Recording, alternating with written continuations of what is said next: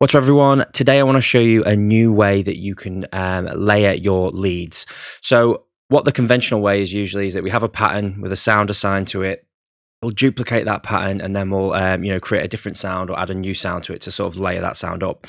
But there is a different way, a way that can make your lead sound a little bit more interesting, a little bit more unique. So I'm going to show you how I would sort of do that today. It's not going to sound perfect today because I'm just giving you the idea so that you can go away and obviously experiment with what I've shown you today.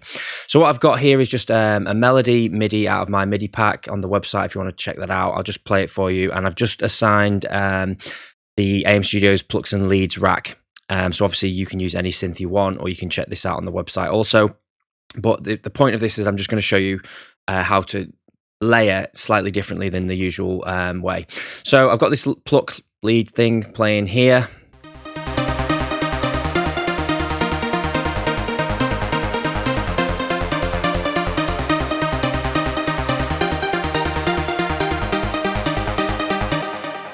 So one thing we can do here is we can actually duplicate this, but what I'm going to do now on this next layer is I'm going to pick a different sound. So in this lead rack, you can actually just come in, and again, you can just pick any preset you want or design your own sound.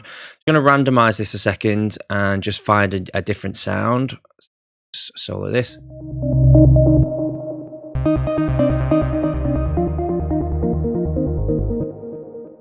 On the right one here, yeah.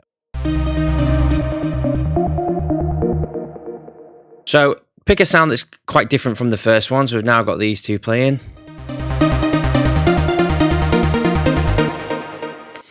And what we can start to do is we can start to strip away parts of this melody. Now I'm just going to pick these at random. You can obviously spend a lot more time, but we could have, for example, like something like this, maybe the last 4 16th notes in a bar. Now again, as I say, you can do this as completely random if you like. I don't know exactly what this is going to sound like yet because it is going to be completely random. But just start off with something like this, shall we? Like that.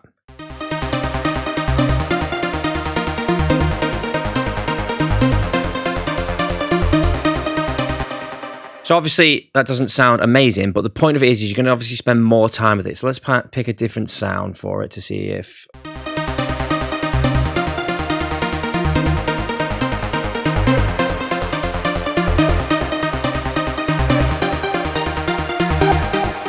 Shorten the decay on that one a little bit, open up the filter a little bit.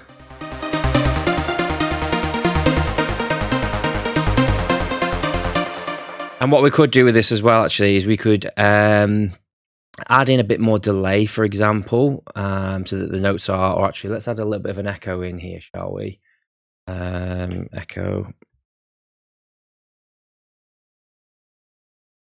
like this. And then what I'm going to do, these notes, actually, let's remove that one. Again, this is just a different idea. We could actually have, just for example, like the first couple of notes. So accentuate that. Now, this is obviously going to be different for every melody that you write, okay? So you could just have the odd random note, and I'll just go into something like that in a minute, but it's all going to depend on the type of melody that you've got and what notes you kind of want to accentuate within that riff. So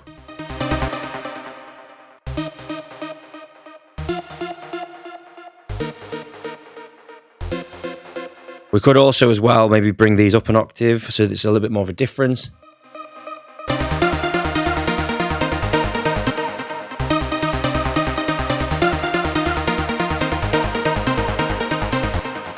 Let's add a heap more delay on this one, for example.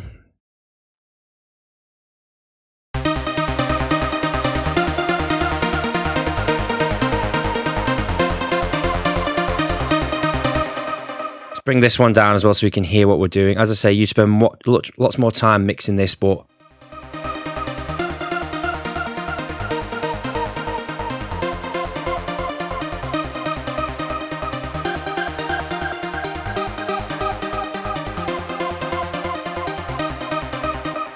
so that sounds pretty cool.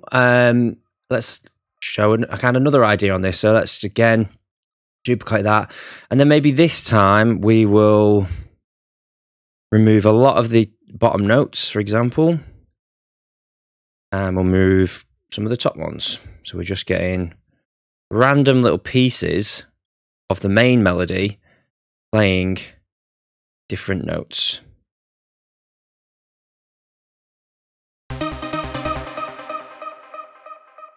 Let's pick a new sound to this. Again, you want something that's contrasting. Randomize this.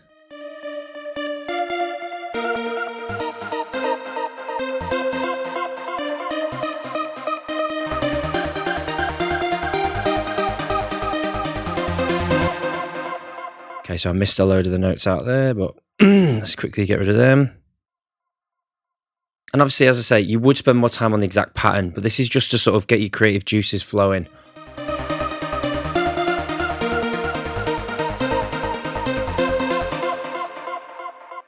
Let's have a little listen to this again. And this is why the extra delays in there can work as well, because it can somewhat sound like it's ducking in and out.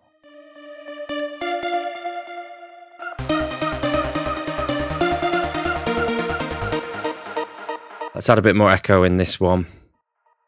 Well,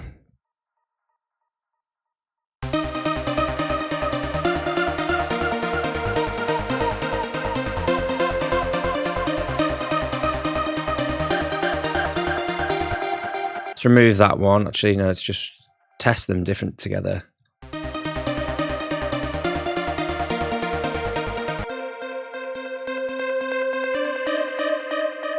Let's also shorten the decay on this one a little bit.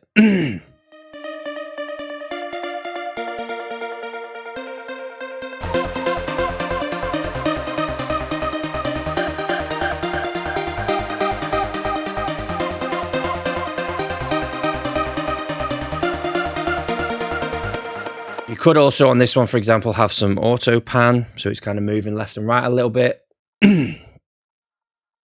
Randomly, well, you could choose something random, a bit more like this amount. Just gives that extra bit of depth. And as I said, I know it doesn't sound amazing right now, but you would spend a lot more time on doing it than I am doing right now. But for the purpose of this video not being too long,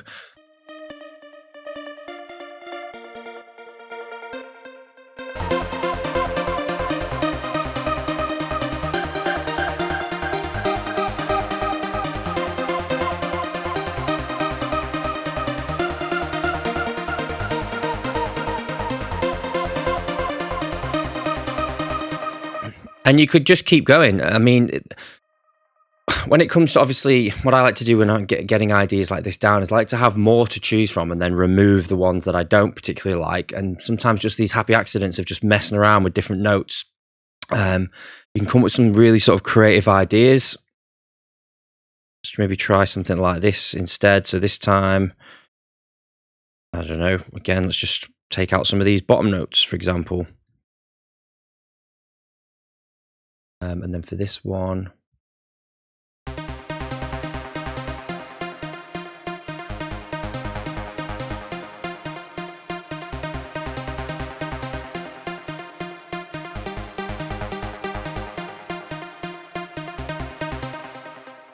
really quite like that. So a different sound for it. Let's randomize, see if there's anything.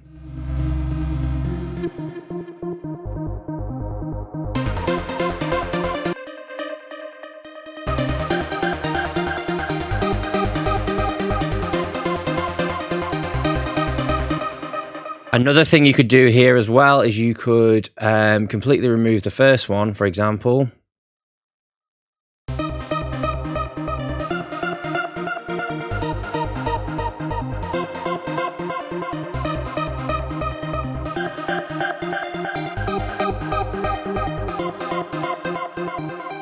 And you could use this as a way, as like a bridge to tease your main lead coming in.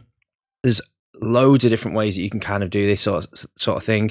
You could have, for example, parts of this and this one in your intro, for example, like teasing like an intro pluck.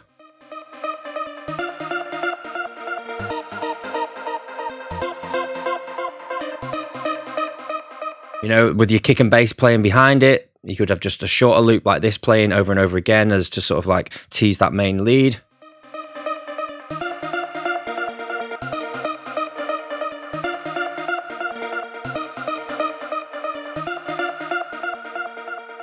So there is so many different ways that you can kind of layer these sorts of things, and from this create new sort of MIDI patterns, new ideas, lots of extra depth to your sounds and interest, nice little bits of ear candy and stuff like that.